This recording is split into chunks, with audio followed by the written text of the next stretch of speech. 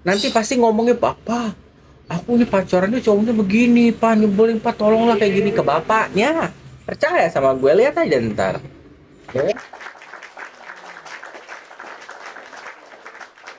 Ntar kalau anaknya kecewa sama Gio, pasti akan cari ayah karena saat ini ayahnya deket. Iya, morning morning LR.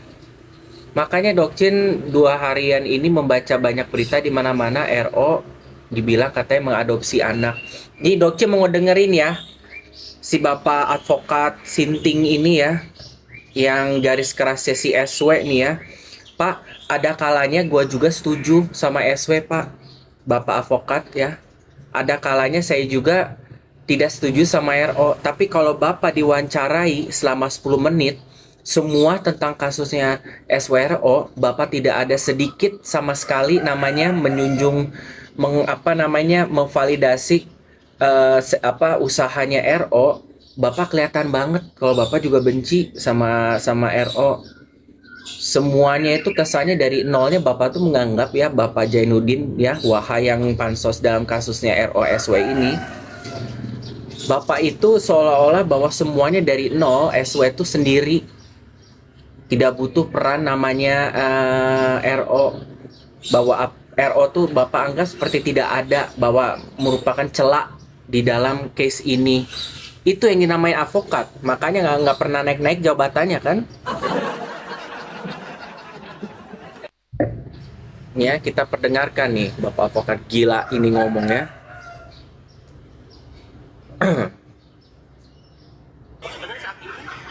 Sudah benar gitu ya, sudah tepat gitu. Cuma memang sejak awal ini sayangnya tidak diputuskan. Jadi sayangnya melalui akta perjanjian lewat notaris gitu. Ini kan cuma sama, ya enggak? Ada sewaktu-waktu anak itu sama ayahnya, dan itu kan tidak jadi persoalan.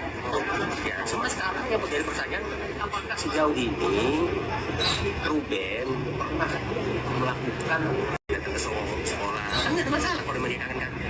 Ada nggak Rana? Nggak ada kan? Sama aja kasih kok. Menurut saya kan Bapak ngomong kayak begini, belajar nggak dari kasusnya? Belajar nggak dari sumber daya manusianya, SDM-nya, RO sama SW? Ngerti nggak tentang perjalanan hidupnya RO sama SW dan curhatan dari RO dan SW? Belajar nggak ngomong-ngomong keluar bacot begini? Nonton nggak video-video podcastnya RO? Bapak bisa ngomong kayak begini, langsung memvalidasi ada nggak usahanya RO untuk ketemu anak-anak? Enggak kan? Bapak tahu jawaban ini dari mana? Mengasumsikan dari mana?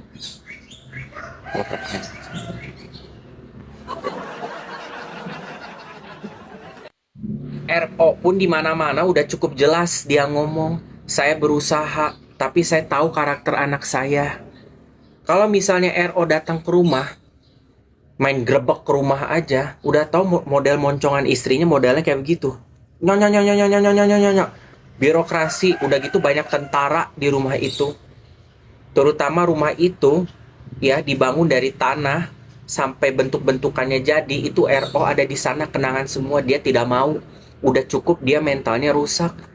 Dia pengennya itu persetujuan dari ibunya segala macam dan dibawa anaknya diberi izin dia tinggal jemput atau apa, harfiahnya seperti itu. Tapi bukan dipersulit, tidak, enggak. Diperibet, iya, Pak. Wahai Bapak advokat. Nah, terus kalau misalnya mau datang ke sekolah, ya, ini ada advokat gila nih.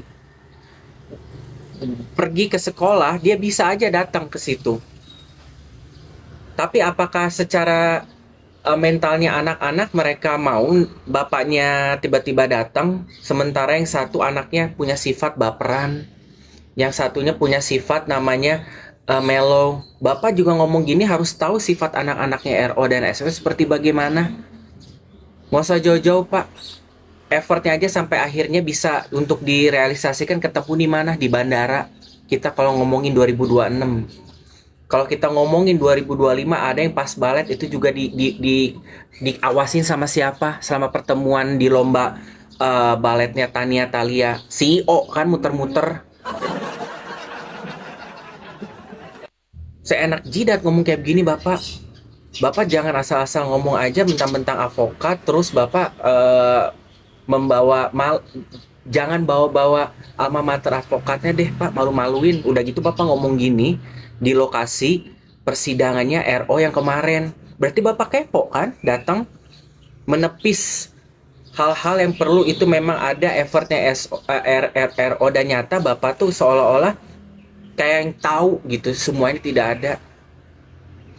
Ya, RO juga ada effortnya Pak. Tiap waktu ada namanya ngirim pesan WhatsApp ke anak-anaknya, tapi dibalasnya lama karena anak-anaknya dibuat sibuk kegiatan. Ya, dan SW juga ngebalasnya kalau untuk memohon masalah anak kemarin ini, ya kan? Masalah kemarin ini itu kadang bisa dari harian sampai bulanan, tapi giliran kalau udah masalah uang, wah, lepas tanggung jawab. Ininya cepet banget tagihannya. Di giliran dimintain rinciannya, alasan lagi. Itu Pak yang mau dibela. Logis coba Pak. Ya, kita lanjutin lagi obrolannya si advokat gila ini, Janudin Meggy Z, penyanyi dangdut ini. berbeda ya, walaupun di awal ini besarnya juga tidak mau apa kenapa karena memang mungkin dulu tuh Nah, nanti ada kesinambungannya tentang uang ya. Dipertanggungjawaban sih dipertanggungjawabi Pak. Tapi masalah di sini kan bukan uang sekolah doang, uang yang diminta ya.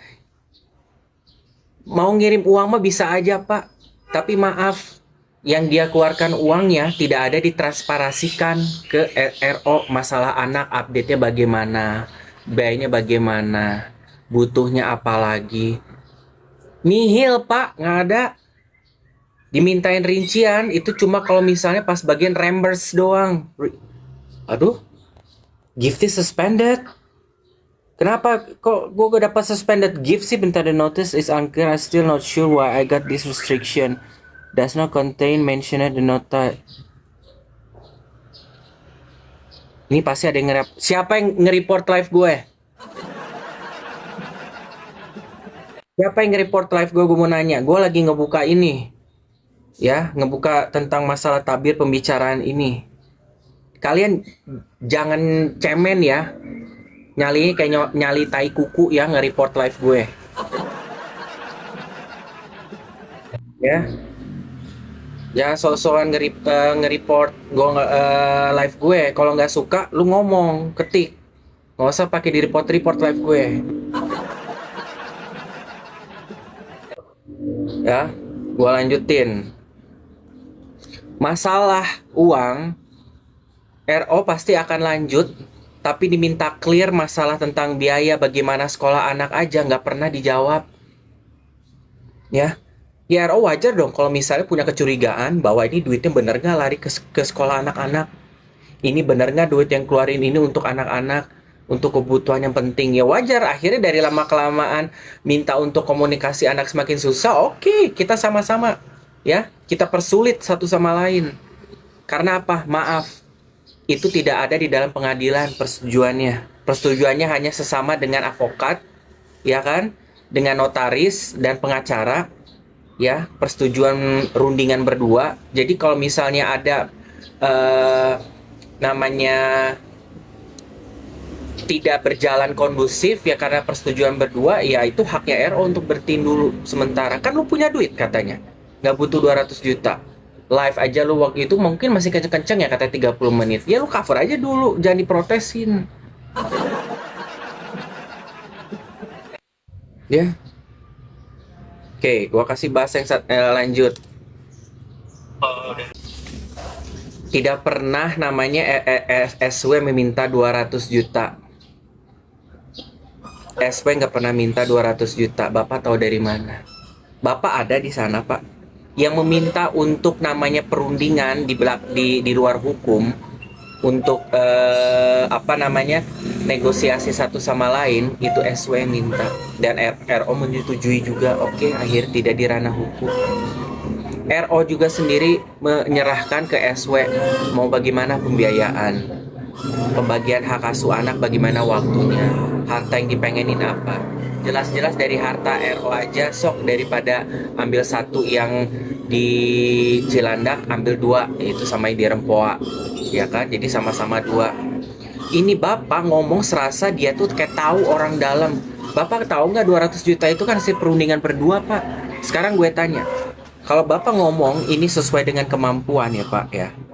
Kalau ini bapak ngomong sesuai dengan kemampuan, oke, kita ngomongin masalah tentang biaya sekolah aja. Tapi apakah nanti biaya sekolah tuh akan benar seperti biaya sekolah puluhan juta?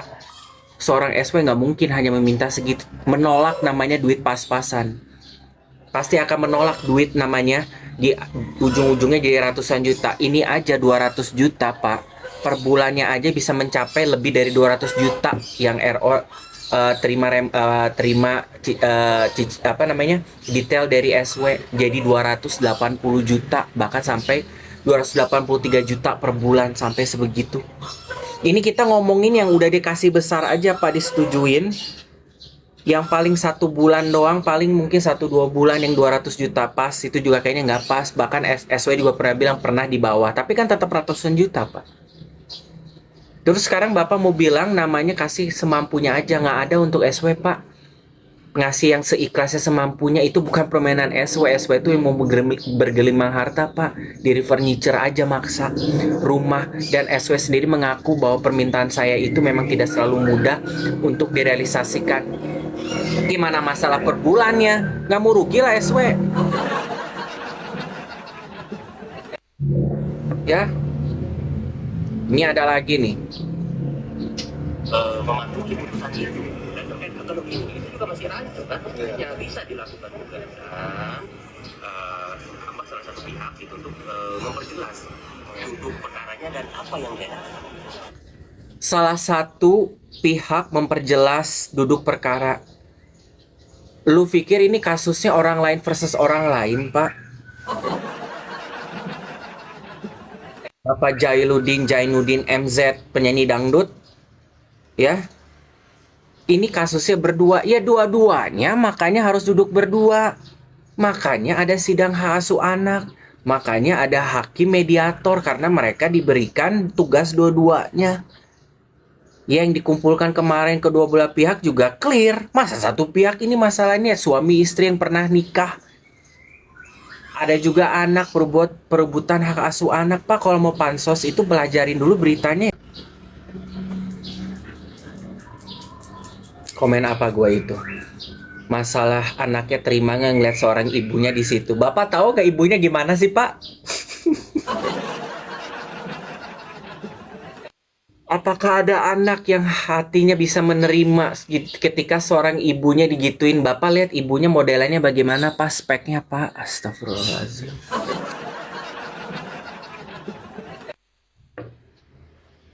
Ini advokat nih ya, secara tidak langsung dia tutup mata terhadap Ruben. Jahat nih. Jahat nih advokat kayak begini. Jangan pernah mau namanya menerima diadvokatin sama Bapak Jainuddin ini ya. Dajjal menurut gue, blunder. Ya. Apakah ada anak? Jangan selalu berkacamata terhadap sosok perempuan.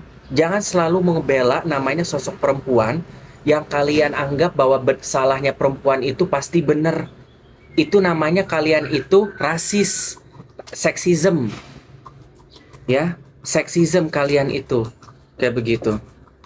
Kalau memang ranahnya ibunya salah, ya tolonglah itu memang ranahnya dia salah.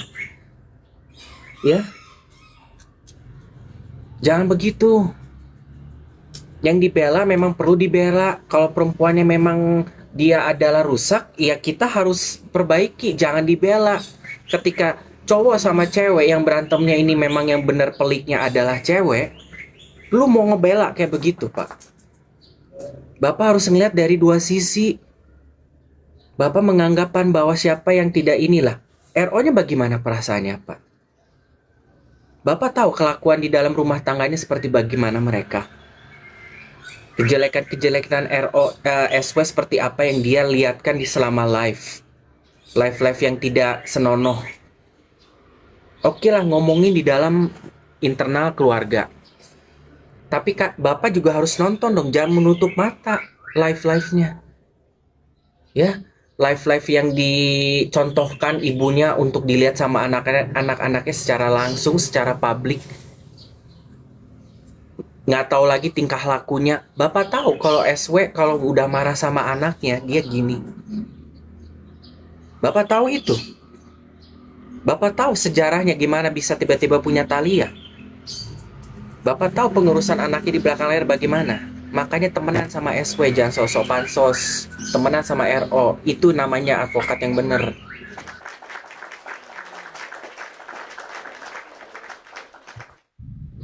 Terus si bapak ada ngomong apa lagi ya? Video ini sih sama aku udah aku agak makasih, thank you. Eksploitasi itu udah harus jelas. Bisa kasih contoh nggak Pak eksploitasi yang menurut kacamata Bapak ini eksploitasi biasa nggak masalah live anak-anak sama eksploitasi yang menurut Bapak pelik? Namanya untuk memunculkan anak untuk ranah-ranah yang berbahaya, menurut Bapak itu toleransi Pak, gitu. Ya, Bapak mau bilang itu adalah sesuatu hal toleransi. Bagaimana Pak dengan bapaknya, suaminya dari si ikan pesut Tralala Trilili, adiknya SW, ya Om siapa namanya? Om Gio ya? Om siapa namanya? Om itulah yang di live ya si suaminya adiknya SW ini ya digituin handphonenya, suruh ngebaca semua komen netizen, terus malah gini, ayo ayo digituin. Itu menurut Bapak eksploitasi anak nggak? Sementara isi komenan itu adalah cibiran terhadap orang tuanya Tania sendiri.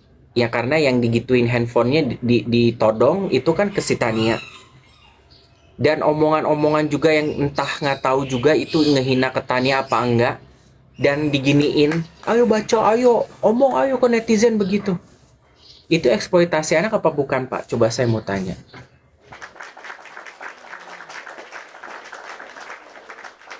Boleh lagi nggak Pak? Saya mau ngomong ketika waktu live SW sama Thalia dan tiba-tiba Thalia ngomong bego lu.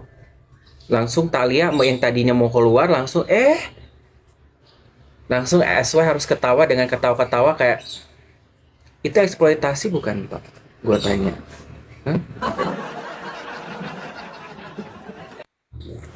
SW sendiri juga bilang ya di Densu bahwa alasan saya live biar deket di rumah dan anak-anak bisa dalam jangkauan pantauan saya dan melihat saya live, kurang lebih begitu kan di Densu. Padahal si Densu nanyanya apa, dijawabnya apa, masalah live birahi.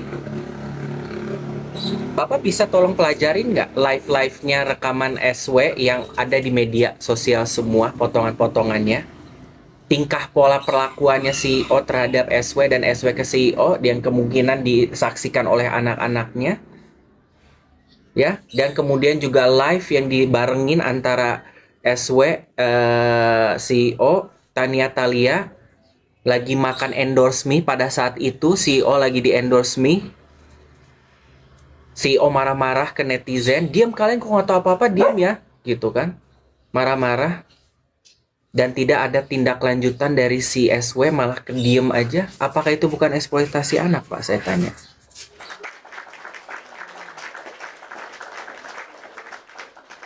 Makanya jangan asal ngacablak aja Pak ya. Kalau misalnya mau angkat bicara pansos, Bapak pelajarin dulu sebelum cuap-cuap ya Pak.